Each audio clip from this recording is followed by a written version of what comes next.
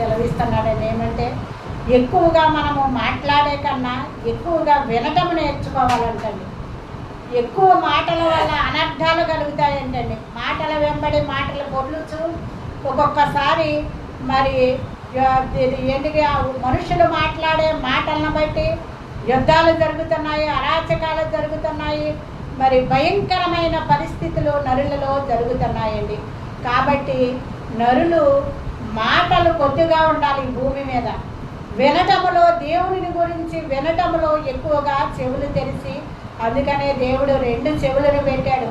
చెవులు గలవాడు ఆత్మ సంగములలో చెప్పుచున్న మాట వినుగాక.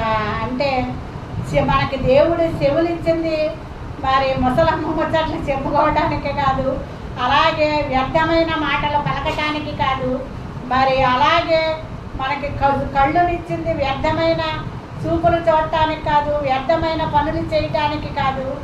మరి మనకి దేవుడిచ్చిన అవయవాలన్నీ దేవుని కొరకు పనిచేసే వారముగా ఉండాలని ఇక్కడ దేవుడు సెలవిస్తున్నాడు. మరి ఇప్పుడు యవన ప్రాయము, పసిబిడలు, మరి ముసలివాళ్ళు, మరి అందరూ కూడా చిన్నలో పెద్దలు అందరూ కూడా సెల్ ఫోన్ల ద్వారా తమ శరీరాలను అపవిత్రపరుచుకుంటున్నారండి, తమ మనస్సును అపవిత్రపరుచుకుంటున్నారు. ఒక ప్రక్కన దృష్టి లోపం వచ్చేసే మరి కాలం రాబోతుంది అతి త్వరలో. చెవులకి వినికిడి ఉండదండి, మరి దృష్టి లేయిందే, వినికిడి లేయిందే, ఇంకా మానవుడు ఈ లోకంలో ఏం చేయగలుగుతాడండి?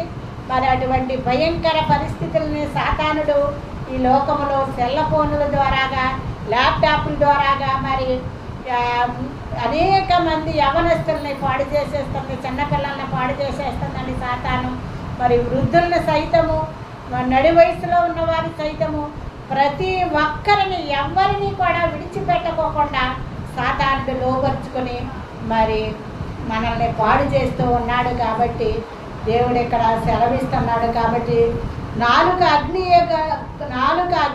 నాలుక మన అవయవులలో ఉంచబడిన పాప ప్రపంచమై సర్వ శరీరమునకు మాలిన్యమును కలుగ చేయొచ్చు. నాలుకంట అగ్ని అంటండి.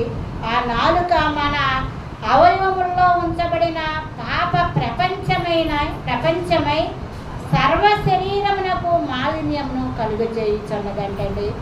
జనచక్రమునకు చిచ్చు పెట్టుచు అది నరకము చేత చిచ్చు పెట్టబడును. జనచక్రమునకు అంటే లోకములో ఉన్న మరి లోకాన్నంతటికీ కూడా మరి చిచ్చు పెడుతుందంటండి సాతానుడు.